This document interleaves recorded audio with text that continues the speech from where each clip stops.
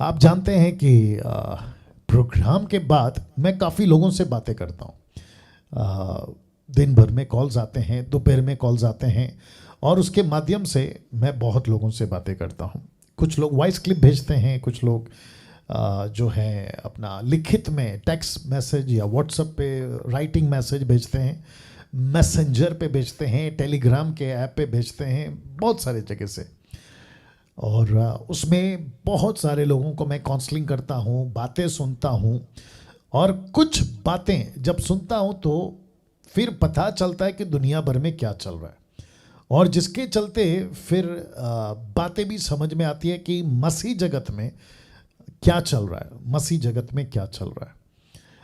तो आज एक बात के साथ आपके बीच में आना चाहता हूँ और उसको मैं समझाना चाहूँगा, ठीक है ना। याद रखिएगा, मेरा मकसद लोगों को एजुकेट करना है, मेरा मकसद मसीह के देह को परिपक्व करना है, मेरा मकसद खरी प्रचार को लोगों के बीच में लाना है।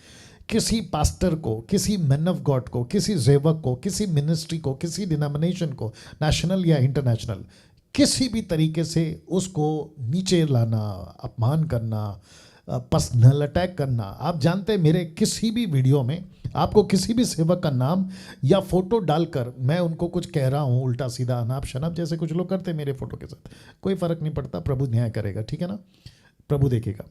लेकिन मैं नहीं करता, और ना ही मैं कभी करना चाहूँगा, और ना ही मैं किसी को ये सलाह देता हूँ कि आप ऐसा करें, क्योंकि हम सभी जानते हैं कि प्रभु एक दिन जो है हर एक बातों का न्याय करेगा। किसी को पसंद आता है मेरी बातें, वो अप्रिशिएट करते हैं, किसी को पसंद नहीं आता है वो चुप बैठते हैं।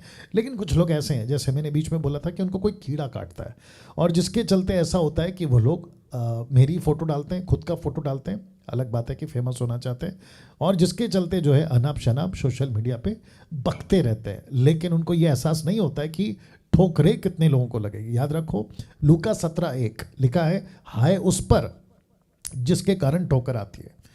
तो इसका मतलब है कि आपकी उल्टी सीधी वीडियो से जो आप लोग किसी के अगेंस्ट में बनाते हो, मेरे अगेंस्ट में बनाते हो, तो उससे अन्य जाति को अगर ठोकर लगी ना, तो उसका न्याय प्रभु आपसे लेगा। तो ये तो ऐसा हो गया ना कि आसमान में से गिरे और खजूर में अटके, मतलब तुम संसार से तो प्रभु में आ गए, लेकिन वापस नरक जाओगे। क्यों? तुम्हारी हरकतें ऐसी है, जिसके चलते ये बातें आपको मैं अभी से बता रहा हूँ कि मेरा काम किसी मिनिस्ट्री को या किसी भी मैन ऑफ गॉड को नीचे गिराना, अपमान करना मेरा मकसद कभी नहीं था, और ना ही कभी होगा, और ना ही कभी रहा है। लेकिन मैं सिस्टम के खिलाफ हूँ, मैं उस सब स्टेटमेंट के खिलाफ हूँ जो सो कॉल्ड लोग देते हैं, जो खुद को प्रॉफिट, अपोस्तल, बिशप, रेवरेंड, पास्टर, पता नहीं क्या क्या कहते हैं। तो नॉन बिब्लिकल जब बातें आती हैं और वो मेरे पास पहुंचती है, तो मेरा फ़र्ज़ है कि मार्केट में अगर ये चीज़ रखी है तो मैं उसके बिल्कुल ठीक अपोजिट में एक सही चीज़ रखूँगा। तो जिसके चलते जो लोग हैं ना, वो डिसाइड कर लेंगे कि ओके, इसने ऐसा कहा, वचन ऐसा कहता है, मतलब डैनियल राज के माध्यम से ये बातें ऐसी आई।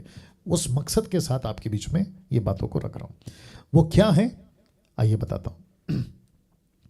लिखा है, प्रभु के प्यार का सौदा।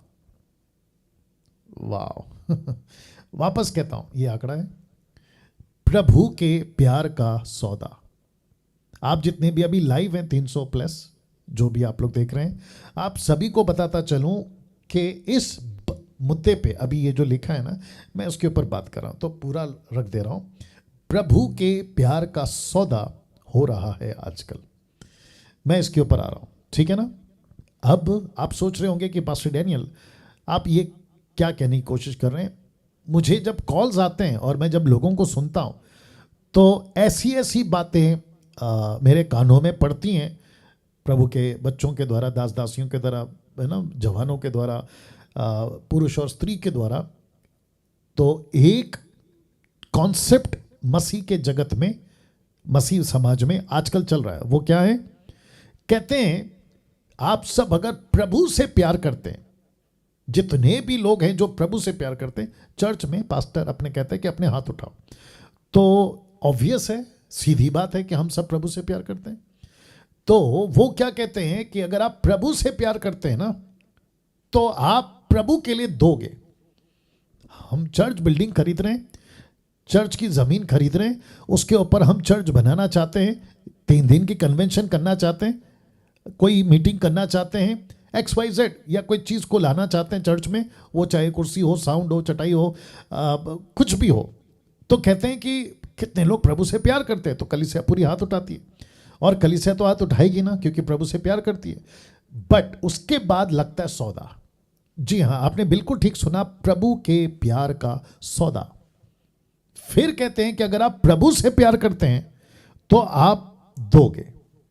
तो इसका मतलब है कि जो व्यक्ति वहां पे बैठा है, वो सुन रहा है, जो कि मेरे को कॉल आते हैं, वो कहते हैं कि मैं प्रभु से प्यार करता हूं, तो इसका मतलब ये हुआ कि मेरे प्यार का सौदा लग रहा है, मेरे प्यार की कीमत लग रही है। ये जो शब्द है ना, सौदा, सौदेबाजी, सौदा, ये नहीं होना चाहिए। मैं वापस कहता हूं, ये नहीं होना चाहिए। देखिए, मूसा ने निर्गमन के 25वें अध्याय में वचन 1 से, मूसा ने जब कहा कि हमको परमेश्वर का भवन बनाना है, या तंबू बनाना, या टबरनैकल बनाना है, तो मूसा ने क्या कहा पता है? उसने कहा कि जो अपनी मर्जी से देना चाहे। उसने मतलब परमेश्वर ने मूसा को कहा, मूसा ने इस्राएलियों को कहा। देखो, एक काम करते हैं, उसको पढ़ते हैं, क्योंकि ये बहुत अच्छी बात है। निर्गमन का किताब 25 देना, निर्गमन का किताब 25 देना आराम से। बहुत गजब का टाइटल है। मैं रिक्वेस्ट करता हूं कि जब ये एडिट वीडियो आप लोगों के पास पहुंच जाएगा, तो मैं रिक्वेस्ट करता हूं कि आप लोग खूब इसको शेयर करें, दूसरों तक पहुंचाएं, क्योंकि मैं ऐसे ऐसे थॉट्स, छोटी छोटी वीडियो, पिछला बार मैंने 25 मिनट का वीडियो बनाया था, आप लोग सभी जानते हैं। देखो, निर्गमन 25:1 में पढ़ रहा हूं, the book of Exodus chapter 25 verse 1, Old Testament का दूसरा किताब है ये, ठीक है ना। लिखा है, यहोवा ने मूसा से कहा, किसने? खुद यहोवा ने कहा, इस्राएलियों से ये कहना कि मेरे लिए भेंट लाए। अब जरा आगे का लाइन, जितने अपनी इच्छा से देना चाहें उन्हीं से मेरी भेंट लेना। इसका मतलब क्या है? परमेश्वर को क्या नहीं चाहिए? जबरदस्ती का दान नहीं चाहिए। और ऐसा स्टेटमेंट जो कि आजकल चल रहा है, और जितने भी सेवक ये कर रहे हैं, मैं आप सभी को कहना चाहता हूं कि सर, यहां पे थोड़ा सा डर लाओ। किसका? प्रभु का। आपको चर्च प्रॉपर्टी के लिए पैसा चाहिए ना, बिल्कुल लीजिए, मैं उसके लिए मना नहीं कर रहा हूं, और मैं कौन होता हूं मना करने वाला। लेकिन कम से कम ये तो मत बोलो ना कि जो प्रभु से प्यार करता है वो देगा। तो इसका मतलब क्या पता है? सोचिए, आपके पास में 150 लोग हैं, थोड़ा कपड़ा नीचे गिरा देना उसका, हल्का सा, और गिरा, बस बस बस। सोचिए, आपके पास में 150 लोग हैं, ठीक है ना। उसमें से 10-12 लोग ने हाथ उठाया, या 20-25 लोगों ने हाथ उठाया, लेकिन बाकी लोगों की शायद आर्थिक स्थिति ठीक नहीं है, और आजकल तो वैसे भी नहीं है ना। वो क्या सोचेंगे पता है? अरे, अगर मैं नहीं हाथ उठाऊंगा तो इसका मतलब ये साबित होगा कि मैं प्यार नहीं करता हूं, अगर मैं नहीं दूंगा तो ये साबित होगा कि मैं प्रभु को प्यार नहीं करता हूं, इसलिए मैं नहीं दे रहा हूं। तो वो दास दासी, लड़का लड़की, पुरुष स्त्री दबाव में आकर परमेश्वर के लिए जो भी रकम होगा वो दे देंगे। तो वो संतुष्टि कर लेंगे कि पास्टर ने कहा कि जो प्रभु से प्यार करता है वो देगा। तो अब आप मुझे बताइए, वो सौदा नहीं कर रहे हैं प्यार का? आप सौदा नहीं करवा रहे हो प्रभु से, लोगों से, माफ करें, प्रभु का प्यार का? सोच के देखिए।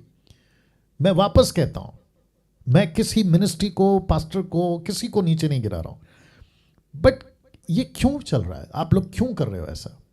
आप बिल्कुल देखो, अगर चर्च बनाना है, आपको चर्च की प्रॉपर्टी करना है, लेना है, जमीन लेना है, अगर परमेश्वर ने कहा है, परमेश्वर ने मार्गदर्शन किया है, तो परमेश्वर के आगे रखो ना। प्रभु आपने कहा चर्च बनाओ, तो हम आपके पास रखते हैं। हम किसी के पास में हाथ नहीं फैलाएंगे, हम किसी को नहीं कहेंगे कि हमको पैसा दो। और ये वाला जो स्टेटमेंट है, तो बिल्कुल नहीं कहेंगे कि जो प्रभु से प्यार करता है वो पैसा देगा। ये क्यों? ये नहीं करना है ना सर। अच्छा, वो भी छोड़िए, आप प्रभु के पास नहीं रखना चाहते, कोई बात नहीं, एक अनाउंसमेंट कर दो कि जो जो अपनी मर्जी से देना चाहते हैं, ऐसा है, कंडीशन है, ये हम करने जा रहे हैं, चर्च बिल्डिंग है, प्रॉपर्टी ले रहे हैं, या मीटिंग रख रहे हैं, कोई अपनी मर्जी से देना चाहे, किसी के ऊपर कोई जोर जबरदस्ती नहीं है। मैं आपको बताऊं, ये तरीका सही है, ये तरीका सही है। आप क्या करते हैं? प्रभु के प्यार का सौदा करते हैं। बीच में जब 2 साल पहले लॉकडाउन नहीं लगा था, तो कभी कभी मैं मीटिंग्स में जाता था, और जब 2014 के पहले जब मैं वर्शिप की टीम लेकर जाता था, हम तो वर्शिप करके बैठ जाते थे तो फिर पूरा तमाशा देखते थे, बड़े बड़े सेवक आते थे, नेशनल इंटरनेशनल। वो फिर क्या स्टेटमेंट देते थे पता है, कि जितने भी अभी बैठे हैं और जिसकी कुर्सी पे जो वो बैठे हैं, अगर कुर्सी के नीचे उनको कुछ गर्म सा महसूस हो रहा है, वो खड़ा हो जाए। वाह क्या लॉजिक है। रिपीट करता हूँ, शायद आप लोगों ने नहीं सुना होगा। कहते हैं कि जिस कुर्सी पे आप लोग बैठे हैं ना, वो कुर्सी के बैठे हैं जहाँ पे वो कुर्सी आपको अगर गर्म महसूस हो रहा है तो आप लोग खड़े हो जाओ। बोला क्यों? बोला ये पवित्र आत्मा आग है, आपको महसूस करा रहा है कि तुमको खड़े होना है। बोला फिर आगे क्या? तो जिस की कुर्सी में बैठे बैठे गर्म महसूस हो रहा है, वो व्यक्ति 5,000 10,000 जैसा उसका मन में आएगा वो बोल देता है। आप लोग भी सुने होंगे शायद। अब आप सोच के देखिए क्या चल रहा है, प्रभु के प्यार का सौदा। Can you believe this? ये मसीह जगत में चल रहा है। तो मैं उन सभी को कहना चाहता हूं जो किसी चर्च में जाते हैं और वहां पर ऐसा स्टेटमेंट सुनते हैं कि प्रभु से प्यार करते हो तो दोगे, उनको सीधा जाकर मीटिंग के बाद बोलिए, पास्टर जी मैं प्रभु से प्यार करता हूं लेकिन किसी शर्त पे नहीं। वंडरफुल, वाह। वापस कहता हूं, मैं प्रभु से प्यार करता हूं, उनको कहना है आपको, लेकिन किसी शर्त पे नहीं। और ना ही मेरा प्रभु किसी शर्त पे मुझसे प्यार करता है, बल्कि उसने तो सब कुछ दिया है, वो लेगा क्यों? और पैसे से मैं प्रभु का प्यार को क्यों सौदेबाजी में लगाऊं? वाह, सी, ये एजुकेशन आना चाहिए, इसके प्रति लोगों में जागरूकता आनी चाहिए। तो ये जितने भी पैसे के मामले में अपनी अपनी दुकान चला रहे हैं ना, कम से कम इनके सर पे डंडा पड़ेगा और ये अपनी हरकतों से बाज आएंगे। और मैं वापस कहता हूँ, मैं कभी कभी तो मैं बहुत गुस्से में बात करता हूँ, क्योंकि ऐसी हरकतें मेरी आंखों से देखा हूँ, कानों से सुना हूँ, इसलिए बातें करता हूँ। और मसीह की दया को इस तरीके से नोच खाने वाले सेवक नहीं चाहिए। और ये तब होगा जब आप देना बंद करोगे, जब आप खुद एजुकेट हो जाओगे, तो फिर इनकी दुकान वैसी ही बंद होगी। तो इस क्षेत्र में मैंने आज ये तय किया कि प्रभु के प्यार का सौदा कभी नहीं करना। जो करते हैं आप वहां जाते हो, वो सेवक को कहो सर ये गलत है। आप अगर उसके लालच में आकर कि मैं प्रभु से प्यार करता हूं, किसी दबाव में आकर पैसा नहीं देना, क्योंकि परमेश्वर को आपका पैसे से प्यार नहीं है, परमेश्वर को आपसे प्यार है। आप अगर मर्जी से देना चाहें, खुल के दीजिए, जबरदस्त दीजिए। और एक याद आ गया, कुछ सेवक है ना डराते हैं चर्च को। कैसे डराते हैं, वो भी आज कॉल आया था, कैसे डराते हैं मैं बताता हूँ। वो कहते हैं कि देखो अननिया सफीरा मर गए। क्या हो गया? अननिया सफीरा मर गए। बोले क्यों? बोला उन्होंने पैसों के साथ में ना चालबाजी करी थी। तो मैं आप सभी को बता दूं, क्योंकि शायद वो लोग आपको वो एंगल नहीं पढ़ाते या वो एंगल नहीं दिखाते।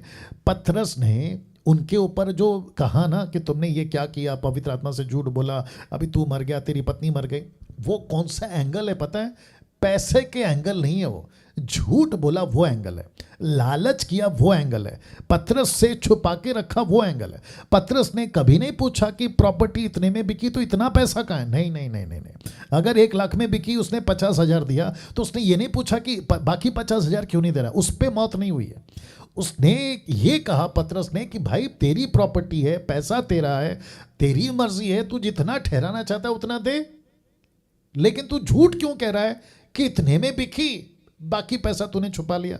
वो नहीं करना था, उस पर दंड है, वो गलत है। उसकी सबक परमेश्वर ने कलीसिया को सिखाने के लिए कि चालबाजी मत करो, झूठ मत बोलो। मैं वापस कहता हूं, ध्यान से सुनना, इसको चेंज करके बोल रहा हूं। अगर अननिया सफीरा ने बोला होता पतरस को कि पतरस जी मेरी एक प्रॉपर्टी थी, मैंने उसको 2 लाख में बेचा, 1 लाख रुपए हम रख रहे हैं, 1 लाख रुपए आपको दे रहे हैं, तो मैं आपको बताऊं पतरस क्या बोलता? उल्टा पतरस बोलता, अरे वाह वेरी गुड, आपने ईमानदारी से बताया कि 2 लाख में बिकी, 1 लाख दे रहे हैं, 1 लाख आप रखिए, बिल्कुल आपका पैसा है। पतरस उसको कभी कुछ नहीं कहता। फिर कहता हूं, कभी कुछ नहीं कहता। पतरस ने गुस्सा इसलिए किया क्योंकि उन्होंने झूठ बोला और वो पैसा छुपा लिया। अगर नहीं छुपाते, सच बताते, तो पतरस बोलता very good, no problem, 1 lakh दे दो, 1 लाख आपका है और ये तो आपका चुनाव है, मर्जी से देंगे। ये एंगल है। लेकिन कुछ लोग इसका डर दिखाते, और बेचारी जो कलीसिया है या खास करके जो लोग हैं चर्च के, पुरुष हो या स्त्री, वो डर जाते, अरे पास्टर ने बोला है। देखो हमारा जो भारत है ना, परमेश्वर से बहुत डरता है। ये एक ऐसा देश है हमारा भारत जहां परमेश्वर से बहुत डरता है। आप पत्थर को कह दोगे ना कि पूजा करो तुमको कुछ मिलेगा, अपना भारत करना शुरू कर देगा। कहेगा कि ना आज पेड़ की तरफ कुछ करो, पेड़ को देखो कुछ करो, तो करना शुरू हो जाए। ये है हमारा भारत। वो बात अलग है कि एजुकेशन की ज़रूरत है। उसी में से निकल के ना ये मसीह समाज में लोग प्रभु में आते हैं, आपके चर्च में आते हैं, आपके लीडरशिप में आते हैं, और वही डर के साथ आते हैं कि पहले तो हम पत्थर को, पेड़ को, सूरज चांद को, चूहा बिल्ली कुत्ता बंदर को आराधना करते थे, लेकिन अब ये जीवित परमेश्वर है। तो परमेश्वर का ज़्यादा भक्ति या डर उनके अंदर होता है, लेकिन उसका गलत फ़ायदा मत उठाइए। मैं वापस कहता हूँ, गलत फ़ायदा मत उठाइए, सही सिखाइए। परमेश्वर पिता है, आप उसके बच्चे हैं। परमेश्वर का डर दिखाकर आप अपनी दुकान मत चलाइए। वापस कहता हूँ, मैं दशमांश के ऊपर डिटेल में तो बहुत कुछ बोल चुका हूँ, लेकिन वापस आऊँगा कम से कम दशमांश के भी नाम पे। अभी कुछ वीडियो में वॉइस क्लिप में सुनाऊंगा आज, लेकिन अभी वॉइस कॉल का सिलसिला शुरू करेंगे, मतलब जो कॉल लेने का सिलसिला शुरू करेंगे। बट वापस कहता हूँ, प्रभु के प्यार का सौदा मत करिए, जो कि आजकल चल रहा है। ओके, वाह,